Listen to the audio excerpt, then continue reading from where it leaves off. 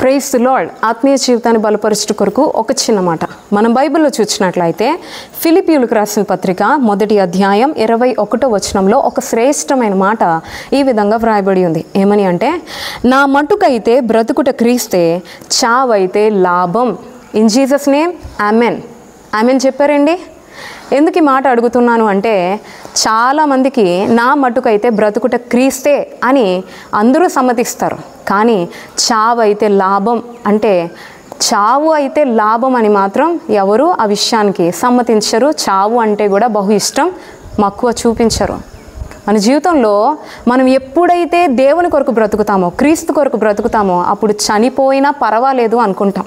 ఇక్కడ భక్తుడైన పౌలు అంటున్నాడు, నా మట్టుకైతే నేను యేసయ్య కొరకే బ్రతుకుతాను, చనిపోయినా నాకు మేలే, నేను యేసయ్యతో పాటు పరలోకంలో ఉంటాను అని. ఈరోజు నీ జీవితంలో కూడా నువ్వు ప్రభు కొరకు బ్రతికినట్లయితే ఖచ్చితంగా చనిపోయినా నేను యేసయ్యతో ఉంటానన్న జీవముతో కూడిన శుభప్రదమైన నిరీక్షణ కలిగి ఈ లోకంలో జీవిస్తావు. ఈరోజు చాలామంది క్రైస్తవుల్లోనే చాలామంది ఎలా జీవిస్తున్నారు అంటే, వారు దేవుని కొరకు బ్రతుకుట కాదు, వారి మట్టుకైతే నా మట్టుకైతే బ్రతుకుట క్రీస్తే అని అనట్లేదు. నా మట్టుకైతే బ్రతుకుట నా బిడ్డల కొరకే, నేను బ్రతికితే నా భార్య కొరకే, నేను బ్రతికితే నా భర్త కొరకే, నా కుటుంబం కొరకే, ఈ సంపద కొరకే, ఈ ఆస్తి కొరకే, ఈ లోకం కొరకే, ఈ స్నేహం కొరకే అని వారు జీవిస్తున్నారు. నువ్వు ఎప్పుడైతే ఈ లోకానికి, ఈ లోక సంబంధమైన విషయాలకి ఎక్కువ మక్కు చూపెడతావో, వాటి కొరకు బ్రతుకుతావో, నువ్వు క్రీస్తు కొరకు బ్రతకలేవు. అప్పుడు నీ జీవితంలో చనిపోవడం, చావు అన్న భయంగానే ఉంటుంది. యేసయ్య నీకు నాకు ఏం పాట నేర్పించాలనుకుంటున్నాడంటే, దేవుడు నిన్ను నన్ను తన స్వరక్తం చేత సంపాదించాడు, విలువ పెట్టి నిన్ను నన్ను కొన్నాడు. లోకంలో పాపంలో నుండి దేవుడు నిన్ను నన్ను విలువ పెట్టి రక్షించాడు.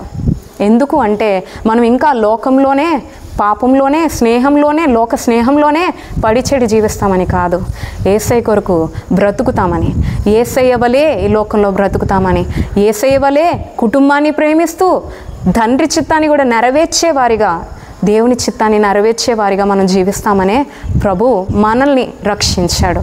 సో ఈ సమయమందు నీ జీవితంలో ఒకవేళ దేవుని కొరకు బ్రతికే విషయంలో తక్కువ కలిగి ఉన్నట్లయితే, లోక స్నేహాల్లో ఎక్కువగా దేవుని తక్కువగా నీ జీవితంలో ఎంచుకుంటే ఒక్కసారి ఆలోచించు.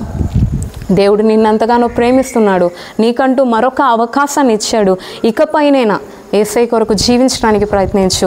నీ మట్టుకైతే బ్రతుకుట క్రీస్తే, చావైనా లాభం అన్న అంత విశ్వాసంలో, అంత భక్తి జీవితంలోకి రావడానికి ప్రయత్నించు. అటువంటి గొప్ప కృప ప్రభు నీకు నాకు ఎల్లప్పుడూ దయచేయనుగాక. ఆమేన్.